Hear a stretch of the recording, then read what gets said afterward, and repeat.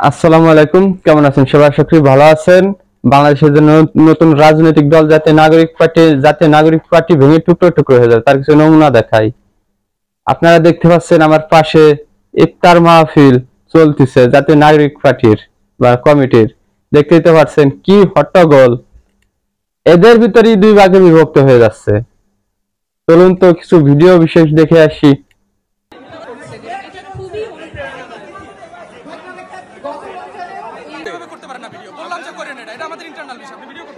আপনারা দেখতে পারলেন জাতীয় নাগরিক কমিটি কিভাবে হট্টগোল করছে। আসলে জাতীয় নাগরিক কমিটি একটি দল না, এটা একটি চাঁদাবাজের দল, একটা স্বৈরাচারী দল যা গঠন করলো। আসেন, জাতীয় নাগরিক কমিটি ভেঙে টুকরো টুকরো হয়ে যাবে কি কারণে, আসেন এটা নিয়ে বিশ্লেষণ করি। কিন্তু তাই না, জাতীয় নাগরিক কমিটির যে সমন্বয়ক রয়েছে হাসনাত আব্দুল্লাহ, সে বাংলাদেশের সেনাবাহিনী নিয়ে মন্তব্য করে। আসলে এটা হাস্যকর বিষয়। হাস্যকর বিষয় যদি না হয় তাহলে কিসের জন্য মন্তব্য করবে? বাংলাদেশের সার্বভৌমত্ব রক্ষা করে বাংলাদেশ সেনাবাহিনী, এই সেনাবাহিনী নিয়ে মন্তব্য করে। জুলাই আগস্টে যে গণবিপ্লব হলো, এর এক অংশ পালন করে বাংলাদেশ সেনাবাহিনী। সেনাবাহিনী যেহেতু গণহত্যার সাথে জড়িত থাকলেও বাংলাদেশের যে গণবিপ্লব আসে, এই গণবিপ্লবের সাথে এক অংশ জড়িত বাংলাদেশ সেনাবাহিনী।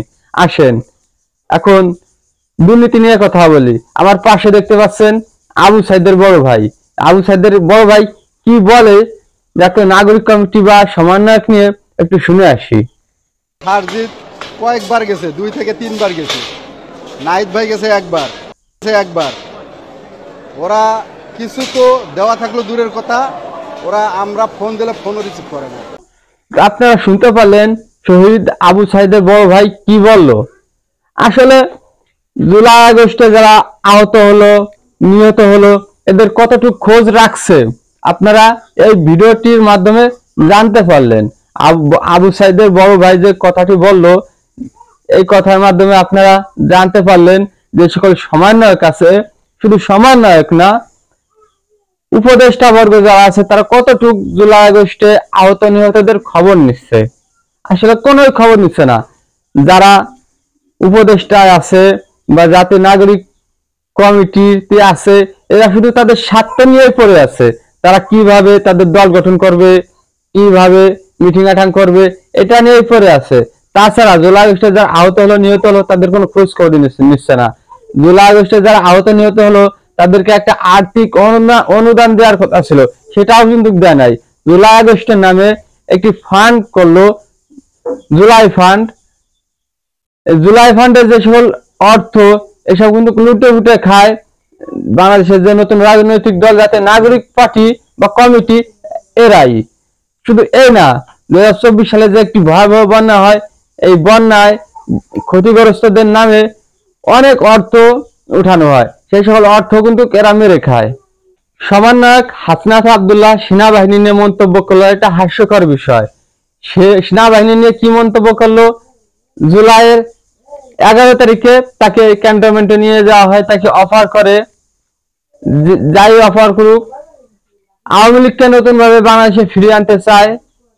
এভাবেই বিভিন্ন কথাবার্তা সামাজিক যোগাযোগ মাধ্যমে উপস্থাপনা করে হাসনাত আব্দুল্লাহ।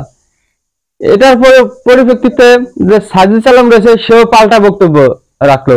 আসলে জাতীয় নাগরিক কমিটি বা পার্টি দুইভাবে বিভক্ত হয়ে যাচ্ছে। সেনাবাহিনী আওয়ামী লীগকে নতুন ভাবে বাংলাদেশে ফিরিয়ে আনতে চায়, নাকি আওয়ামী লীগকে স্থায়ীভাবে ক্ষমতায় রাখতে চেয়েছিল এই জাতীয় নাগরিক কমিটি বা পার্টি? আসেন জেনে নেই। আপনারা জানেন জুলাই আগস্টে যে আন্দোলন হলো, আন্দোলনের জুলাইয়ের মাঝামাঝি সময় এই সমন্বয়করা ডিবি হারুনের ভাতের হোটেলে গিয়ে ভাত খায়, তাদের আন্দোলন সংগ্রাম উইড্রো করে। আসলে এখানে সেনাবাহিনীর দোষ নাকি সমন্বয়কদের দোষ, এটা জানতে হবে। এই সমন্বয়করাই চেয়েছিল সেনাবাহিনী শেখ হাসিনাকে বাংলাদেশে ক্ষমতায় রাখতে।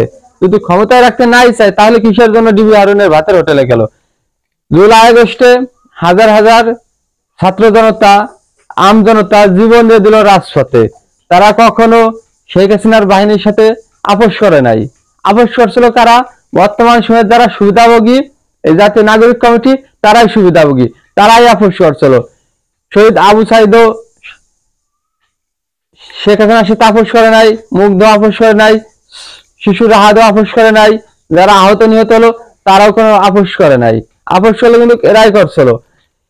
এই জাতীয় নাগরিক পার্টি বা কমিটি, এদের কি মেধা আছে বাংলাদেশ চালানোর জন্য? কতটুকু যোগ্যতা আছে? আসলে এরা তো শিশু, এরা মাসুম বাচ্চা, এদের কোনো অভিজ্ঞতা নাই বাংলাদেশ চালানোর।